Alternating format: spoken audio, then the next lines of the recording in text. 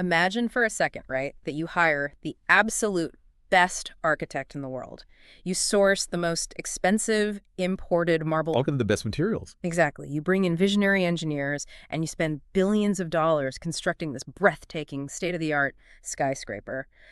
But you decide to build this magnificent structure directly on top of a swamp. Well, that's a terrible idea. Right, because when that building inevitably cracks and tilts and just collapses into the mud, do you blame the marble? Do you blame the glass? No, I mean, you'd recognize that the foundation doomed the project before the very first brick was laid. Exactly. And according to the source material we are diving into today, humanity is currently obsessing over the marble while, our entire civilization is sinking into the swamp. It is the ultimate diagnostic question when you look at human suffering. I mean, we spend so much energy constantly trying to patch the cracks in the walls. Yeah. We treat the symptoms of societal decay, whether that's rewriting a policy or changing a politician or tweaking an economic system. Without ever looking at the bedrock. Right. We never look at the actual ground that everything rests upon. And that brings us to the core of today's deep dive. We're exploring this really fascinating translated philosophical essay from August 2022. It's a dense one, but so good. Yeah, it's by an author named Xu Feng, and it's titled, "See How Important It Is to Perfect One's Soul Garden." And the translation we're working from today was edited by Kinyu. And the premise is it's huge. It is. Our mission today is to explore the author's deeply radical premise that every single human crisis, from, say, an intimate personal betrayal all the way up to a massive global catastrophe, stems from one single internal landscape. The soul garden. Right, what the text calls the soul garden. It's a profound concept and honestly is the massive paradigm shift because the author is essentially asking you, the listener, to stop looking outward at the systems and laws that you feel are failing you. You have to look inward. Yes. You have to turn the spotlight entirely inward. But we should probably clarify what this text actually means by a soul garden before we go further, because it can sound a bit abstract. Right. It's not just a poetic phrase. In the context of this essay, your soul garden is basically your internal operating system. Oh, that's a good way to put it. Yeah, it's the soil of your intentions, your moral baseline, the subconscious beliefs that dictate every action you take. Exactly. It is the absolute bedrock. The author's premise is that the external life you build, so your career, your relationships, your society, is really just a physical reflection of that internal soil. Okay, let's unpack this, because the text begins with a very grounded physical metaphor to explain this whole architecture of the spirit. We start right at the foundation. Like the building analogy. Yeah. The author says that the height of any building is directly proportional to the stability of its foundation. So if you want to build that skyscraper we talked about, the foundation has to be incredibly solid rock. But if the foundation is made of quicksand, you can't even build a small cottage. Even a tiny, modest structure will collapse at any time if the ground beneath it is shifting. It's just undeniable physical logic, Yeah. You simply cannot outbuild a bad foundation. Never. If the soil's moving, the structure falls. And the text maps this directly to the human experience. If your soul garden, your internal moral bedrock is quicksand, no amount of external success will keep your life from eventually collapsing. It's like trying to run the latest, most advanced software on a completely corrupted hard drive. Oh, exactly. It doesn't matter how good the app is or how nice the interface looks, right? The system will crash.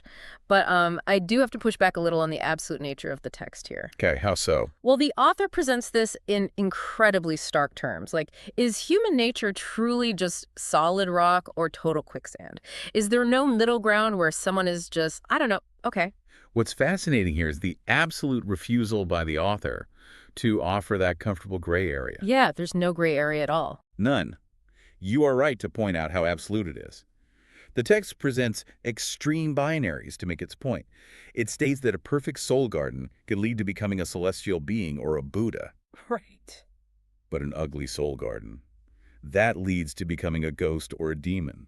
A ghost or a demon, I mean, those are incredibly heavy, uncompromising terms for a modern reader.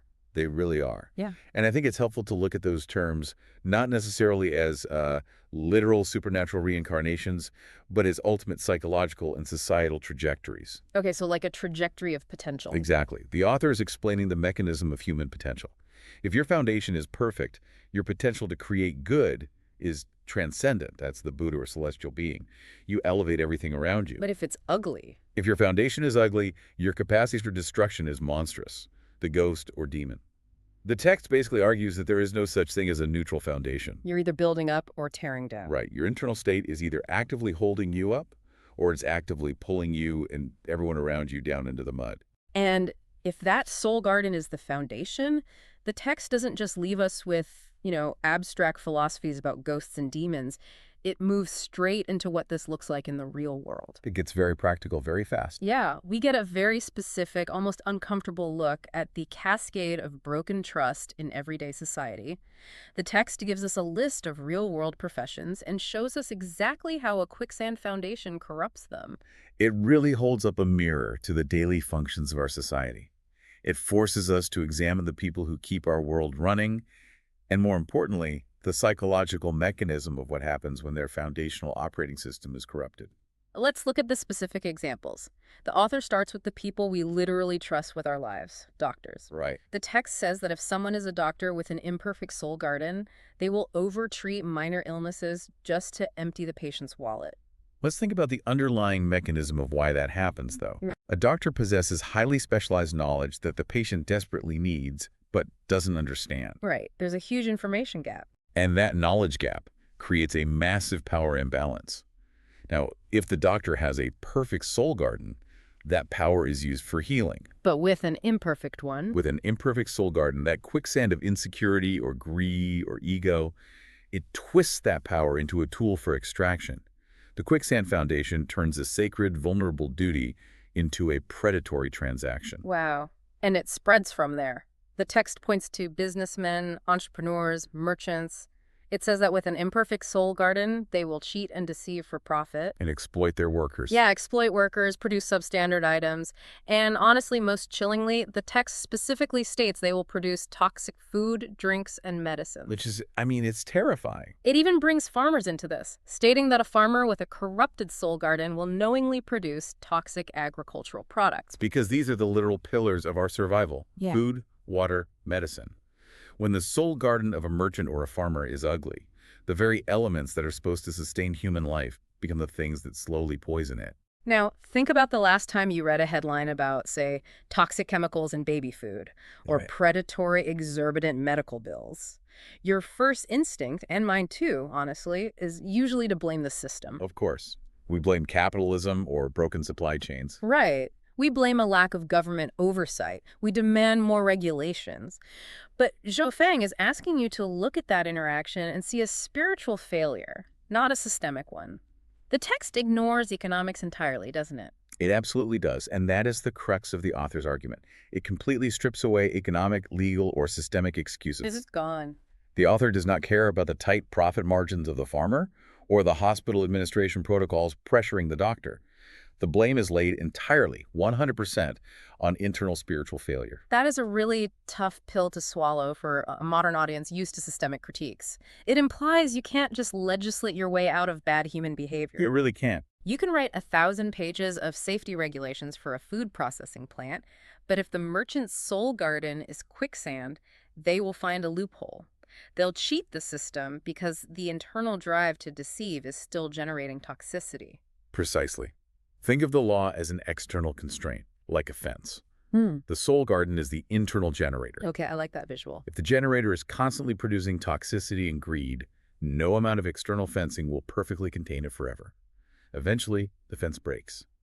It forces you to look at the professionals in your own life, and frankly, how you conduct yourself in your own profession through a strictly moral lens rather than an economic one. So it's bad enough when a merchant sells bad food or a doctor overcharges. The trust in a community begins to fray. But the text takes us to the next logical and much more dangerous step in this cascade. What happens when the quicksand foundation exists in the people who write the rules? Governance. Exactly. We move from commerce into governance. And this is where societal collapse becomes exponential, because power is essentially a magnifying glass. It strips away those external constraints we just talked about and amplifies whatever is growing in the soul garden. And the text is absolutely relentless in its critique of power structures here. It says that if someone is a civil servant, An imperfect soul garden makes them fawn over their superiors while simultaneously making life difficult for honest, everyday people. Fawning upward and punching downward. Yes. And if someone is a police officer, they will bully kind-hearted people with their authority. Notice this psychological dynamic the author is pointing out there. It is the absolute hallmark of spiritual cowardice. Why does someone with power act that way? Because of the quicksand. Because quicksand is inherently unstable. An unstable, ugly soul garden creates a fragile ego that constantly demands validation from those above it and demands subjugation from those below it just to feel secure. The power isn't used to protect the vulnerable. It's used to feed an internal void. And it goes all the way to the top of the pyramid. The text states that if someone is an official or a president, they will deceive their superiors, delude their subordinates, oppress dissenters, and treat the people as if they were nothing in order to consolidate power. It's a complete inversion of leadership. It says, people in power with an imperfect soul garden will invert right and wrong, create wrongful convictions, suppress the truth, and make the people live in fear and panic without peace. Invert right and wrong. That is perhaps the most vital phrase in this entire section. Why is that? It means that an ugly soul garden at the highest levels of power doesn't just result in bad policies, it actually warps reality itself. When leaders have corrupted foundations, they have to gaslight the population to protect themselves. Wow. They twist the very concepts of truth and justice until society can no longer function. They manufacture fear and panic, because a fearful populace is distracted and much easier to control than an enlightened, secure one. Now, as we're discussing this, I really have to point out something crucial about the source material. These examples sound highly political. Oh, very much so. When we hear words like president, wrongful convictions, oppressing dissenters, and suppressing the truth, it's incredibly easy to immediately picture a specific headline you read this morning or a specific leader. Of course, human nature hasn't changed. But maintaining strict impartiality here is essential because that is exactly what the text does. The author lays out these abuses of power without naming any specific country, any specific political party, or any specific historical figure. Right, it's totally universal. We are reporting this purely as the text presents it, as a universal, timeless rule of human nature when power meets an ugly soul. It doesn't matter if it's the left, the right, or the center. The mechanism of corruption is identical. If we connect this to the bigger picture, the author is actually laying out a macro thesis for how we evaluate human progress as a species. Like, how do we typically judge if a country is civilized? We look at its gross domestic product, or military strength. Right. We look at its technological advancements. Okay. But the text states emphatically that whether a country is truly civilized has nothing to do with those external metrics. It depends entirely on whether the soul gardens of its citizens are perfect or not. The exact quote is, if their soul gardens are imperfect, then this country is by no means a civilized nation. By no means. It really doesn't matter if you have flying cars, a booming stock market, and a colony on Mars. If the people are corrupt, if the foundation is quicksand, the nation is fundamentally uncivilized. Exactly. The text argues that to bring a country into the ranks of true civilization, the very first thing that must be done is to perfect and refine the soul gardens of its citizens. Not building better highways. No, not building highways, not stimulating the economy, but fixing the spiritual foundation. Because otherwise, the people driving on those shiny new highways are just driving faster toward conflict, exploitation, and despair. Which brings us to the ultimate conclusion for humanity as a whole. If all these societal pillars, food, medicine, law, leadership, are rotting from the inside because of our corrupted internal operating systems, what is the final result? This is where the text makes its most sweeping, definitive claim. It says, the crisis of humanity is never brought about by nature, but by the imperfect souls of people. Never brought about by nature. It claims that people with imperfect souls constantly create sorrow, anxiety, contradictions, conflicts, and despair. Therefore, the crisis of the soul is the greatest crisis of humanity. This raises a really important philosophical question about how we define a crisis. The author is making a profound distinction here between a natural physical event and human suffering. Here's where it gets really interesting and where I find myself wanting to seriously challenge the author. The text uses the absolute word never. The crisis of humanity is never brought about by nature. Wait, never. What about a massive 8.0 earthquake that levels a city? What about a Category 5 storm that wipes out a coastline? How does the text justify ignoring natural disasters? It is a highly provocative word choice, no doubt about it. But the underlying logic of the text implies that while nature provides the physical event, it is human nature that dictates whether that event becomes a crisis. Okay, unpack that for me. An earthquake is a geological reality. The tectonic plates shift. It is morally neutral. The crisis, the prolonged suffering, the sorrow, the systemic despair is born almost entirely from how humanity responds to it. I hear that, but I have to push back harder here. Try telling someone who just lost their entire home to a tsunami that the real crisis is their internal spiritual state. Yeah, that's a tough sell. Doesn't this philosophy risk severe victim blaming? If someone is suffering from a natural disaster, saying, well, it's actually an imperfect soul problem, seems incredibly dismissive of their very real physical pain. That's a crucial distinction to make and a very valid critique. However, reading deeply into the text's thesis, it is not blaming the individual victim of the disaster. It is pointing an accusatory finger at humanity's collective spiritual failure leading up to and following the event. Oh, I see. Think about it. Why did the buildings collapse so easily? Was it because a corrupt contractor used substandard materials to save money? The quicksand foundation in the builder. Exactly. Why did the relief supplies fail to reach the victims? Was it because civil servants hoarded them for profit or leaders played politics with aid? Do people turn on each other in the aftermath, or do they help each other? Okay, that makes a lot of sense. The geological event is nature. But the structural greed that placed vulnerable people in harm's way and the betrayal and exploitation that follow that is the crisis. And that is entirely human. Okay. When you frame it as a collective, systemic manifestation of our internal states, that makes much more sense. If the soul gardens of the citizens and leaders are perfect, an earthquake is a devastating tragedy, yes, but it brings the community together in love, resilience, and mutual support. They rebuild together. Right. But if the soul gardens are ugly, the earthquake becomes an immediate excuse for looting, hoarding, political maneuvering, and exploitation. The disaster just strips away the paint and reveals the foundation. Exactly. The true crisis is not the shaking ground. It is the shifting quicksand inside the people standing on it. And the text issues a stark, uncompromising warning based on this logic. What's the warning? If a nation or country does not prioritize the internal construction of its citizens' soul gardens, it will inevitably descend into barbarism and ignorance. It will inevitably be ruled by tyranny, leaving the people in perpetual misery. It is a terrifying domino effect when you lay it out like that. An ugly soul garden leads to corrupt individuals. Corrupt individuals lead to toxic predatory professions. Which erode community trust. Right, eroding trust and paving the way for tyrannical leadership. And tyrannical leadership leads to national misery and the inversion of reality. And every single step of that collapse traces back to a single plot of internal dirt. So, what does this all mean? We started this deep dive by asking a fundamental question. When you look at the world's million different problems, are you looking at a million different issues or one single root cause? The author, Zwifeng, leaves us with a stark ultimatum. Yes, they are all the exact same problem. And the fix isn't out there. It isn't a new politician or a new law.